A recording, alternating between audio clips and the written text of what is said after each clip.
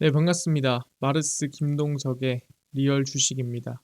오늘 마르스 김동석의 리얼 주식은 증시 반등 속 위기는 이때부터 조심해야 합니다.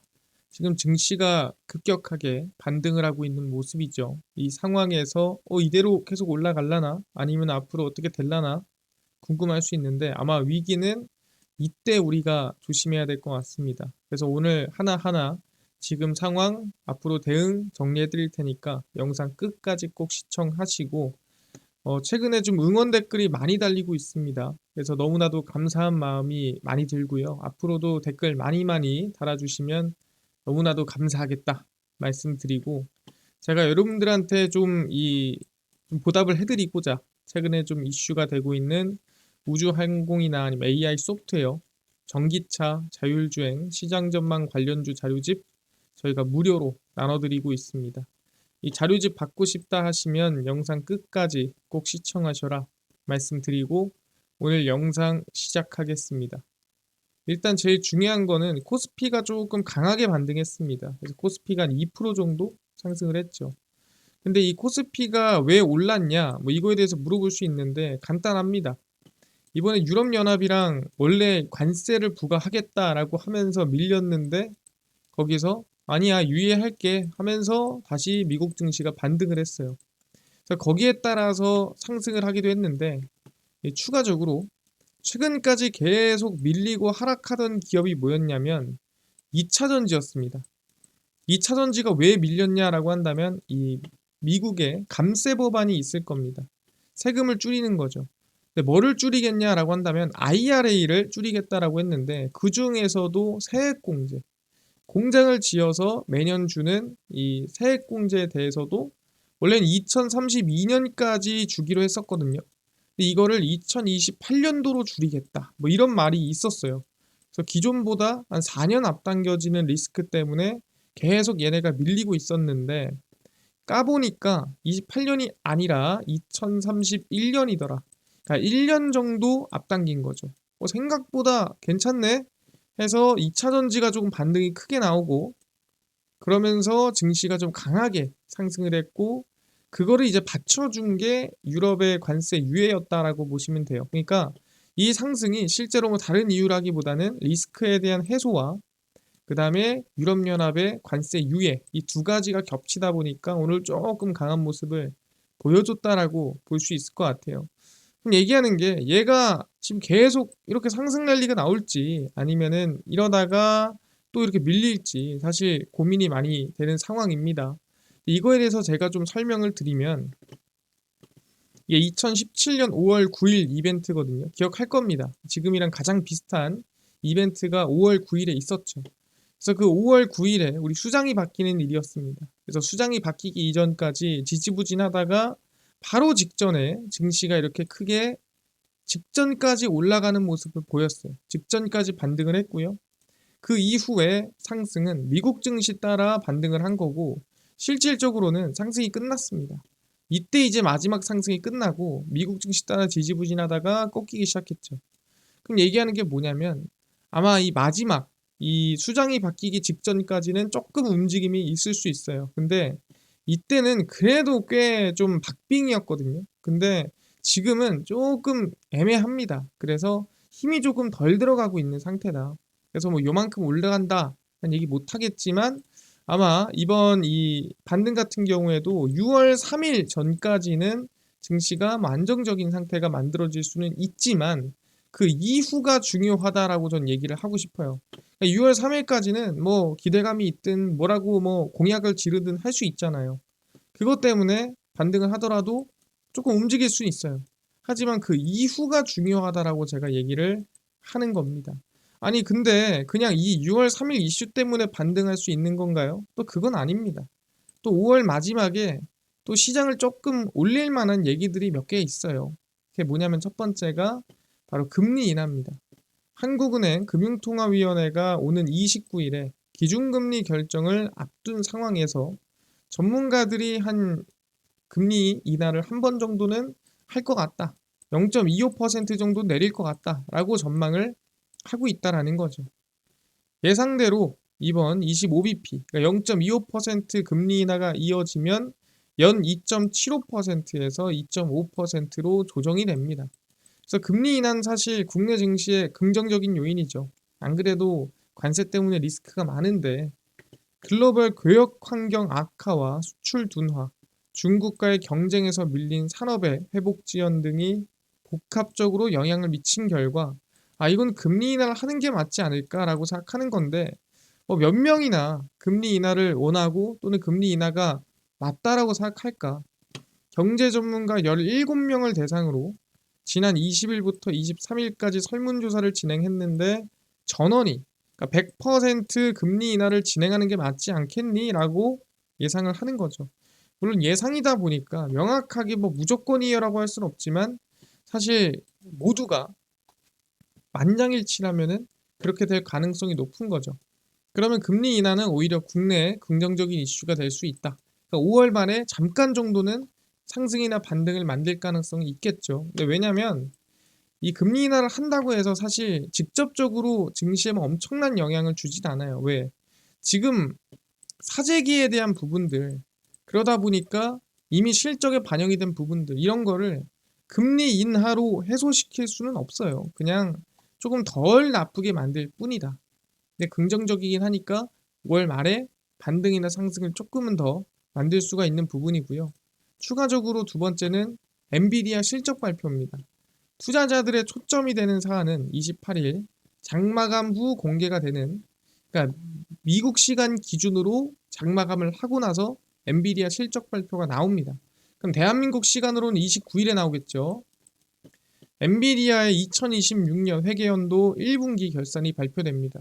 근데 보면은 분기가 이상하죠. 네, 미국은 원래 기업마다 분기가 달라요. 그러니까 회계연도가 다릅니다. 그렇기 때문에 뭐 꼭 어느 나라라고 해서 또는 어느 기업이라고 해서 대한민국처럼 무조건 뭐 1월부터 12월 회계연도가 맞춰져 있는 게 아닙니다. 기업이 자기들이 원하는 대로 자기들이 정해놓은 대로 회계연도가 진행된다라는 거 알아두시면 될 것 같고요. 26 회계연도 1분기 매출액은 432억 달러로 전년 동기 대비 한 66% 정도 증가했을 것으로 예상이 되고 주당 순이익은 73센트로 20% 증가율 전망입니다. 그러니까 중요한 건 뭐예요? 이거보다 지금 예상한 거보다 얼마나 더 좋게 나올지, 예상한 거보다 얼마나 더 긍정적으로 나올지, 이게 중요한 겁니다. 왜? 예상보다 나쁘게 나오면 문제가 되는 거고요. 추가적으로 봐야 될 부분은 새로운 주력 제품군 블랙웰의 실적 기여도 얼마나 많이 팔렸니? 그리고 앞으로도 얼마나 많이 팔릴 예정이니? 그리고 행정부의 대중국 수출 규제를 충족하는 H20 성능 하향판 출시 로드맵. 그러니까 중국을 어떻게 뚫을래? 지금 너네 막히지 않았어? 그 뚫을 방법 있니? 최근 중동 판매 계약 합의건에 대한 실적 인식 시점과 구체적인 내용. 그러니까 이번에 이 중동에 가가지고 3천억 달러였나요? 이번에 엔비디아 반도체 판매 계약을 맺었죠. 그 과연 언제 납품하고 언제 실적 들어가니? 그래서 이 세 가지가 아마 주가에 영향을 줄 거고 이 실적 발표가 얼마나 나오냐에 따라서 또 영향을 줄 걸로 전망이 됩니다. 그래서 상당히 어떻게 보면은 이 두 가지 금리 인하와 엔비디아가 5월 마지막에 국내 증시에 조금 긍정적인 바람을 불어줄 수가 있다라는 거죠. 알겠습니다. 근데 아까 뭐라 그랬죠? 6월 3일 이후부터는 우리가 조금 조심해야 돼요. 왜 조심해야 되냐? 그 핵심에 있는 게 뭐냐면은 바로 유럽연합입니다. 최근에 EU 관세를 유예시켜줬어요. 아까도 얘기했지만 누가? 트럼프가. 말하자마자 하루 만에 유예를 시켜줬어요. 사실 줏대가 없긴 한데 그 이유가 따로 있습니다. 왜 그러냐면 일단 트럼프 미국 대통령이 25일 유럽연합에 대해 다음 달 1일, 그러니까 원래는 6월 1일부터였어요.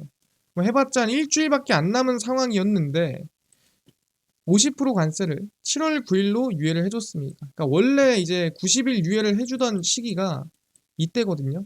이때 끝나요. 왜냐하면 4월 초에 관세가 시작이 됐고 4월 초에 90일 유예를 했기 때문에 7월 초에 끝나거든요. 그래서 일반적으로 이제 90일 유예가 끝나는 시기에 맞춰서 우리가 50% 관세를 매길지 말지 결정할게라고 트럼프 대통령이 얘기를 한 겁니다. 왜 이런 얘기를 했을까? 일단 우르줄라 폰데어 라이엔 EU 집행위원장과 통화를 했다 나는. 그래서 그 집행위원장이 나한테 야, 좀 밀어줘라. 6월 1일은 너무 짧다라고 얘기했다. 그러니까 내가 밀어주는 게 아니라 걔네가 나한테 전화를 해서 빌어가지고 내가 밀어준 거야 라고 어떻게 보면 멘트에서 자존심을 좀 챙기긴 했어요. 근데 여기서 중요한 게 뭐냐면 스콧 베센트의 멘트가 중요합니다. 트럼프 대통령의 위협은 그러니까 이 스콧 베센트가 얘기한 겁니다. 유럽과의 협상을 자극하기 위한 것. EU에 불을 지피길 바란다 얘기했습니다. 이게 뭔 소리예요? 야, 너네 지금 너무 조용히 있는데 너네 의지를 좀 가져야 돼. 협상을 위한 자극이다. 그러니까 이거는 사실 협박에 가깝다라는 거죠. 어떤 협박? 앞전에 제가 영상에서 설명드렸던 중국 관세를 매기고 중국이랑 친하게 지내지 말고 디지털세 너네 좀 내려라 라는 이 협상에 대한 협박으로 관세를 사용한 겁니다. 그러니까 지금 내가 당장 너네한테 관세를 매기진 않을 텐데 너네 나 이거 지금 얘기했다. 이거 내 말 들어라 라고 협박을 했다라고 봐야 됩니다.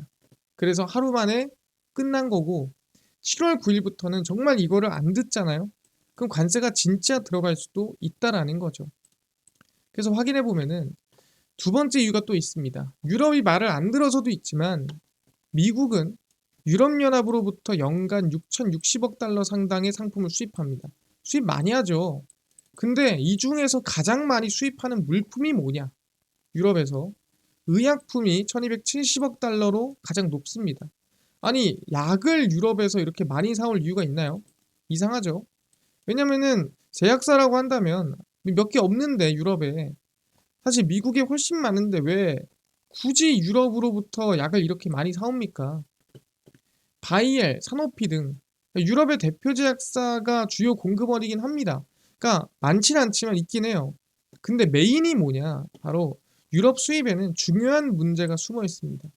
이 중요한 문제가 뭐냐면 그냥 유럽에서 약을 많이 수입합니다의 의미가 아닙니다. 상당수는 그러니까 이 의약품 1270억 달러의 대부분은 미국 기업이 세금 회피를 위해 공장을 설립한 아일랜드를 통해 역수입되는 구조예요. 뭔 소리냐면 미국에 있는 제약바이오 기업이 공장을 아일랜드에 세워요. 유럽에 세웁니다. 유럽에 세운 다음에 세금을 조금 해먹어요. 해먹은 다음에 다시 미국으로 수입을 시키는 겁니다. 그러니까 미국 기업인데 생산을 유럽에서 하고 그걸 역수입하는 거예요. 왜? 이게 더 이득이라는 거죠. 이게 세금을 덜 내고 이게 더 단가가 잘 나온다는 거예요. 미국에서 생산하고 미국에서 뭐 하면은 나갈 돈이 많은데 아일랜드에서 하고 아일랜드에서 다시 역수입하면은 돈이 덜 나갑니다. 그러니까 미국 기업인데도 불구하고 유럽에서 생산을 하는 겁니다. 그러니까 이걸 보고 있는 트럼프 입장에서는 얼마나 기분이 나쁘겠어요. 왜냐면은 지금 대부분의 반도체, 뭐 자동차 할 거 없이 다 미국 내로 생산 공장을 지어라. 생산 공장 만들면 관세 안 매기겠다. 지금 이러고 있는 상태거든요. 근데 오히려 미국 기업이 유럽에 나가서 이러고 있으니 사실 기분이 나쁩니까? 안 나쁩니까? 그래서 아마 실제 2024년 아일랜드의 대미 수출은 이탈리아와 프랑스를 능가했으며 제약사 리쇼어링을 위한 행위도 포함된다라 생각합니다. 그러니까 방금 얘기한 대로 유럽연합을 협박한 것도 있지만 미국 기업이 유럽 가서 공장 짓고 유럽에서 역수입하는 거를 막기 위해서 야 너네 공장 들고 미국으로 넘어와 하기 위해서 제가 봤을 때는 이번에 관세로 협박을 한 걸 수도 있습니다. 야 너네 넘어갔잖아. 야 3개월 안에 결정해라. 다시 미국에다 공장 지을 건지 아니면 유럽에서 계속 수입하면서 관세 먹일 건지 고민 좀 해봐 라고 했을 가능성이 높다라는 거죠. 방금 전에 얘기한 그 두 가지 유럽한테 원하는 거 미국 제약바이오 기업한테 원하는 거 이 두 가지 모두 다 뭐예요? 사실 트럼프의 생각이나 방향성과 맞는 거죠. 예를 들어 애플의 경우에도 똑같죠. 야 애플 너네 인도나 중국 가서 생산하지 마 했잖아요. 똑같은 겁니다. 제약바이오 유럽 가서 생산하지 마라고 협박하는 흐름 중 하나다라고 얘기를 하는 겁니다. 그래서 이거에 대해서 결론을 좀 내보면은 이렇습니다. 실제 지금 7월까지는 어느 정도 유럽에서 수입하는 거에 대해서 재고가 좀 비축이 됐습니다. 특히 이제 유럽에서 와인을 좀 많이 수입을 하죠. 그래서 관세 영향에 매출은 즉시 수입 안으로 옮겨갔고 사람들이 재고를 쌓아두려는 심리에 영향을 받았다. 고객들이 수입 와인에 과도하게 투자하고 유럽산 와인에 과하게 투자해서 사재기를 쟁겨놨다. 이탈리아산 스파클링 와인의 미국 수입량이 그중 90%가 프로세코인데 41%나 급증했더라. 그러니까 유럽에서 사오는 이미 그 와인을 어느 정도 사재기를 해놨고 그래서 밀어놨던 7월까지는 충분히 뭐 먹을 만한 수준이 있다라는 거죠. 특히 유럽위원회는 와인과 주류 수출을 원활하게 하기 위한 56억 달러 규모의 프랑스 계획을 승인했고요. 2025년 5월 8일부터 7월 8일까지 딱 관세가 부과되는 시기까지 이제 원활하게 도와주겠다 했죠. 그래서 어느 정도까지 이제 유럽에 좀 비축이 됐어요. 그러다 보니까 아마 7월 넘어가서는 선택을 하지 않을까라고 생각을 하는 겁니다. 그래서 유럽이 중국을 멀리하지 않는 것에 대한 경고일 가능성이 높습니다. 야, 좀 멀리해라. 왜? 불을 지핀다는 단어를 사용했다는 거는 야, 너네들이 너무 지금 만만하게 생각하는 것 같은데 야, 그럴 때가 아니야. 너네 지금 행동을 좀 옮겨야 돼. 하는 거고요. 추가로 유럽으로 나가 있는 제약사 공장을 미국 내로 가져오기 위한 전략 중 하나다. 아, 너네 세금 매기면은 그거 온전하겠니? 야, 빨리 넘어와. 두 가지입니다. 그래서 유럽이 중국에 등을 지고 디지털세 면제를 택하지 않으면 미국은 이번 유예가 지속되지 않을 가능성이 높아요. 그러니까 언제? 7월 초죠. 모든 핵심 이슈가 7월 초부터 결론 나기 시작합니다. 그래서 가장 불확실한 시점이 언제냐면 7월 초입니다. 그래서 완전히 결론을 내보자면 국내 증시는 5월 말 엔비디아 금리 인하 호재까지 반응할 가능성이 높고요. 진짜는 6월 3일 이후 흐름이 중요합니다. 아니 2017년도에는 그 이후에도 상승했잖아요. 2017년 5월 9일 이후에 미국 증시 상승으로 국내 증시도 강하게 움직인 겁니다. 근데 말씀드린 대로 이번에는 좀 어려울 가능성이 높다라고 생각하고요. 박스권 가능성을 전 열어두고 있어요. 언제? 2025년도는 7월 무역 합의에 대한 불확실성도 있지만 3분기 가이던스가 안 좋을 확률이 높겠죠. 사재기를 해놨으니까. 그리고 GDP 성장률이 수입을 이번에 2분기에 많이 할 테니까 하락할 가능성이 높을 겁니다. 전망하고 있는 2.3%, 2.2%가 안 나올 확률이 높아요. 6월 3일 이후부터 발표되는 이슈 및 리스크에 따라 눌림목이 좀 앞당겨질 수 있어요. 그러니까 7월 초에서 조금 더 앞당겨질 수도 있는 거고 그래서 7월까지가 아마 박스권이 유지가 될 확률이 높고요. 그 이후에 7월 초가 넘어가면서 증시가 흔들리거나 밀릴 확률이 있어요. 그래서 제가 여러분들한테 항상 얘기하는 게 6월 3일부터 좀 조심하자라고 하는 거예요. 이때가 아마 고가놀이 할 가능성이 높고요. 이때부터 고가놀이 하다가 7월 좀 다가오고 이러면은 그때부터 갑자기 흔들릴 확률이 높아요. 그래서 저는 조심해야 된다. 지금도 올라가는 기업들 보면은 다 개별주, 개별 이슈, 신규 상장주가 많아요. 그러니까 지금도 시장이 사실 좋다라고 보기 어렵거든요. 그래서 저는 좀 보수적으로 천천히 대응할 필요가 있고요. 국내 증시가 뭐 12달의 시장이 있다고 해서 12달 내내 매매할 필요가 있다 없다? 그렇지 않다 생각해요. 한번 밀려줄 때마다만 잘 사도 기회가 될 것 같고 이제 고가놀이를 할 때 괜히 급해가지고 매매 잘못하면 기회가 줬을 때 놓칠 수도 있습니다. 그래서 저는 여러분들이랑 최대한 저는 조심해야 될 때는 조심하는 게 맞다 얘기하는 거예요. 왜? 일주일 정도 조심한다고 해서 내 계좌에 크게 뭐 벌 거를 못 벌고 이럴 거 없거든요. 그렇기 때문에 지금은 같이 조금 보수적으로 보고 특히 6월 3일 이후부터는 조금 보수적으로 보면서 상황이 바뀌면 제가 알려드리겠습니다. 그러니까 천천히 우리 제가 대응하는 방향으로 의견 같이 나눴으면 좋겠다 말씀드리겠고요. 이뿐만 아니라 아까 AI 소프트웨어, 우주 항공, 그 다음에 전기차 자율주행, 그 다음에 테슬라 관련된 기업, 그 다음에 시장 전망까지 저희가 정리한 자료집을 100% 무료로 나눠준다고 했는데 혹시 어디서 받을 수 있나요? 또는 당일 급등이 예상되는 단타 종목을 매일 무료로 나눠주시고 장 시작 전에 급등이 예상되는 뉴스라든가 시황을 무료로 나눠주시고 테마주라든가 매매법 강의를 무료로 나눠주세요 하시는 분들이 있어서 김동석 대표가 100% 무료로 나눠드리고 있습니다. 바로 김동석의 리얼 주식 연구소라는 100% 무료 어플이고요. 이 어플은 내가 아이폰을 씁니다. 앱스토어에서 무료로 설치 가능하고, 갤럭시를 씁니다. 구글 플레이, 플레이 스토어에서 무료로 설치 가능합니다. 그래서 무료로 설치하고 나면은 전화번호 같은 거 적어야 되나요? 아무것도 안 적으셔도 됩니다. 예, 적을 데도 없고요. 적을 것도 없어요. 예, 무료입니다. 자, 앱스토어, 구글 플레이, 플레이 스토어 접속하신 다음에 뭐라 검색하냐? 김동석의 리얼 주식 연구소라 검색하시면 이렇게 어플이 화면에 뜨게 됩니다. 그래서 100% 무료로 설치 가능하니까요. 꼭꼭꼭 설치를 하셔라 말씀드리고, 설치를 하면은 이렇게 어플이 화면에 뜨게 되고요. 당일 리얼 추천주가 당일 급등 예상 종목을 무료로 알려드리고, 급비 분석이 장 시작 전 시황, 급비 자료가 테마주라든가 매매법 무료로 나눠드리고 있습니다. 아까 얘기했던 AI 소프트웨어, 우주항공, 전기차 자율주행, 시장 전망 관련주 자료집 어디서 무료로 받을 수 있나요? 리얼 추천주 누르시고요. 들어가시면은 저희가 여기 트럼프 정책 독점수의 리포트 해가지고 무료로 올려놨습니다. 이거 누르고 들어가시면은 맨 밑에 테슬라 전기차 자율주행 총정리, AI 반도체 로봇 자율주행 총정리, AI 소프트웨어 우주항공 총정리 저희가 다 무료로 나눠드리고 있습니다. 네, 믿져야 본전이에요. 무료니까요. 꼭 받아가시고, 뿐만 아니라 리얼 추천주에서는 5월 27일, 26일, 3일, 2일, 2일, 21일, 20일 추천주도 무료로 매일매일 나눠드리고 있고요. 급비 분석은 장 시작 전 시황입니다. 해외 증시부터 국내 이슈까지 저희가 장전에 다 무료로 매일매일 정리를 해드리고 있습니다. 그리고 급비 자료는 당일 있었던 이슈 관련주고요. 이런 이슈가 있었고 이런 관련주가 있었으니까 장마감하고 저희가 매일 정리해서 올려드립니다.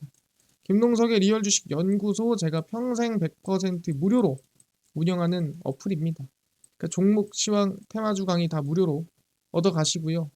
뿐만 아니라 저희 마르스 김동석의 리얼 주식 유튜브 여러분들의 사랑으로 커갑니다. 우리 구독자 20만 명 향해 달려가고요. 뿐만 아니라 여러분들의 댓글 하나하나 제가 정말 열심히 읽고, 읽으면서도 제가 정말 감동받는 경우도 많습니다. 그래서 앞으로도 댓글 뭐 이런저런 거 많이 달아주시고요. 우리 유튜브 구독 꼭 부탁드리고, 다음번에 더 좋은 영상으로 찾아뵐 테니까 다음번에 뵙도록 하겠습니다. 감사합니다.